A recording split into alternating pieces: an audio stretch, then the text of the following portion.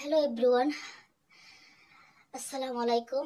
আজকে আমি আপনাদের সাথে খুব একটা দুঃখের বিষয় শেয়ার করব। খুব খারাপ ঘটনা ঘটেছে। মাগুরার আসিয়া নামের 8 বছরের বাচ্চা মেয়েটা আজকে মারা গেছে। ইন্না ইল্লাহি ওয়া ইন্না ইলাইহি রাজিউন।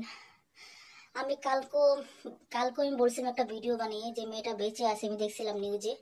আজকে মোবাইলটা যখন ঘুম থেকে উঠলাম, হাতে নিলাম, দেখলাম মেয়েটা মারা গেছে। নিউজে দেখলাম, দেখে খুব কষ্ট লাগতেছে। মানে 8 বছর একটা বাচ্চা মেয়ে, সে কত হাসি খুশিতে ফুলের মতো একটা ফুটফুটে একটা বাচ্চা মেয়ে, সে তার বোনের বাড়িতে বেড়াইতে গেছে।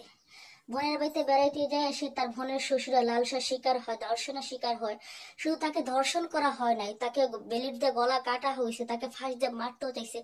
কতটা কষ্ট পেয়েছে বাচ্চা মেয়েটা। আজকে সে 5 দিন মৃত্যুর সাথে পাঞ্জা লড়ে আজকে সে পৃথিবীতে শেষ নিঃশ্বাস ত্যাগ করছে। দুনিয়ার মায়ে ছেড়ে দিয়ে সে চলে গেছে। দেখেন তো, একটা নিষ্পাপ বাচ্চা মেয়ে, যে নিষ্পাপ সে চলে গেছে, আর যে ধর্ষক অপরাধী সে এখনো পৃথিবীতে আছে। কেন তার ফাঁসি হচ্ছে না? কেন একটা বাচ্চা মেয়েকে মরতে হবে? কেন একটা বাচ্চা মেয়েকে অকালে তার প্রাণ দিতে হবে বলেন তো? একটা ছোট্ট একটা নিষ্পাপ বাচ্চার কি দোষ? আমাদের দেশের কোনো দর্শকের কোনো বিচার হয় না। এই দেখবেন এখন কয়দিন এটা নিউজ হবে, তারপরে দেখবেন এটা আস্তে আস্তে বন্ধ হয়ে যাবে। এটা আর কেউ বলবে না। এই হচ্ছে আমাদের বাংলাদেশের আইন। ছোট একটা বাচ্চা মেয়ে পৃথিবীতে, এখনো তার অনেক কিছু দেখার বাকি ছিল, এখনো তার খেলার বয়স। সে ফুটফুট একটা নিষ্পাপ ছোট একটা বাচ্চা মেয়ে আসিয়া, সে কত আনন্দ করে তার বোনের বাড়িতে বেড়াইতে গেছে, আর সেইখানে যে তার সাথে কি ঘটনা ঘটছে, আজকে লাশ এসে বাড়িতে যাচ্ছে। তার মা বাবার কত কষ্ট হচ্ছে। আসিয়া কারো বোন, কারো মেয়ে। আসিয়া আমাদের বোনের মতো, আসিয়া আমাদের মেয়ের মতো। 8 বছর একটা বাচ্চা মেয়ে, তার সাথে কি রকম ভাবে নির্মম ঘটনা ঘটছে বলেন?